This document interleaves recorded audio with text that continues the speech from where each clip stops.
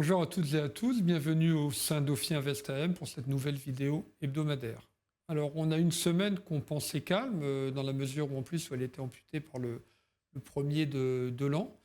Et en fait, non, elle n'a pas été si calme que ça, notamment sur le front géopolitique, puisque comme vous le savez, il y a eu donc cette opération qualifiée de spéciale par l'administration américaine, où le président du Venezuela, Nicolas Maduro, a été capturé et rapatrié aux États-Unis. Alors en d'autres temps, ce genre d'événement aurait eu une incidence assez forte sur les cours du pétrole, puisque je rappelle, le Venezuela est alors pas un gros producteur, parce qu'il n'y a pas une si grosse production, mais en tout cas un gros détenteur des réserves de pétrole dans le monde, avec quasiment 20% des réserves prouvées. Mais alors pourquoi effectivement pas d'incidence? Parce que on considère qu'à terme, mais vraiment pas pour tout de suite, si le Venezuela était amené à pouvoir reproduire à nouveau et donc réaugmenter sa part de production, on pourrait avoir donc du pétrole qui vient s'accumuler, se déverser, et donc ça aurait donc un effet négatif sur les prix du pétrole. Mais là, à très court terme, ça n'a quasiment pas bougé.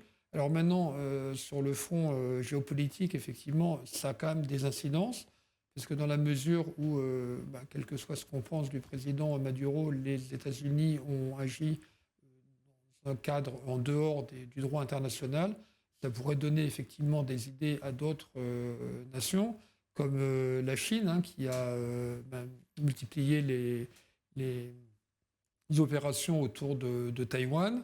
La Russie, alors qu'on pensait qu'un accord était peut-être sur le point de se faire avec l'Ukraine.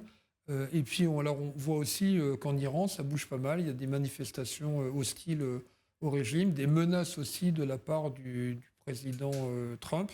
Et là, en Iran, il y aurait peut-être plus de conséquences sur le prix du pétrole. Voilà. Et on ne parle pas non plus en Europe du Groenland, avec pas mal d'agitation autour de cette terre qui est européenne, puisqu'elle elle est danoise. Donc voilà, une grosse activité.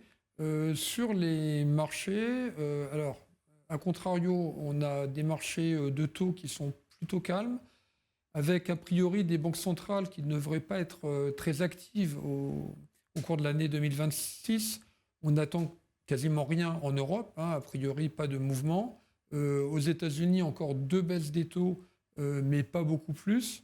Et puis au Japon, une remontée très graduelle. Donc contrairement à l'année 2025 qui avait vu de forts mouvements de baisse de la part des banques centrales, on devrait avoir une année plus calme. Et a priori, des marchés de taux longs, là aussi plutôt plus calmes. On n'attend pas grand-chose en Europe, où le Bund est autour de 2,80-2,85%.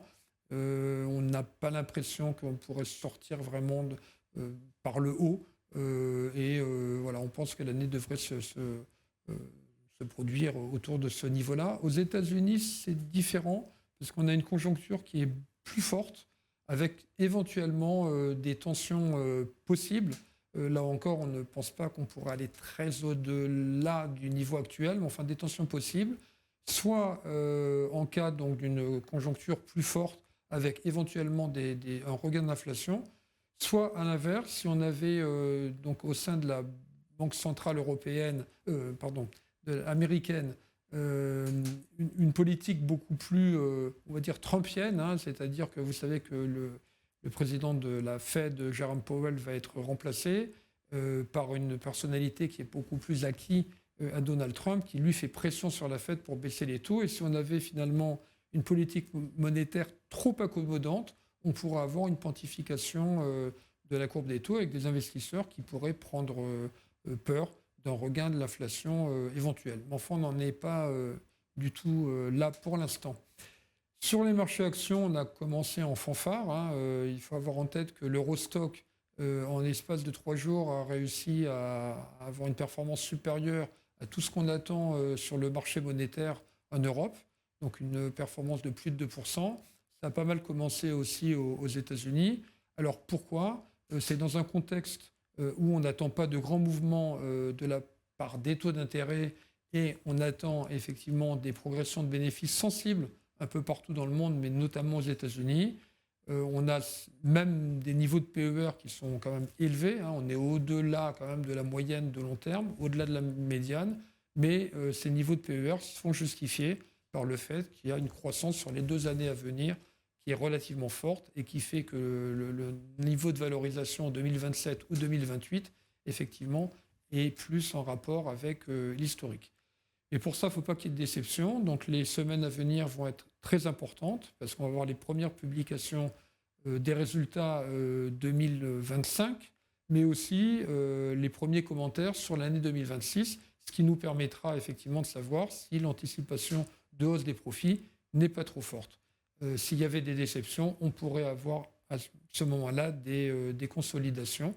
Mais écoutez, on verra tout ça dans les jours qui viennent, puisque les premières publications auront lieu dès la fin de la semaine prochaine. On aura l'occasion de reparler de tout ça. En attendant, je vous souhaite à toutes et à tous une excellente journée et je vous renouvelle mes vœux pour cette année 2026.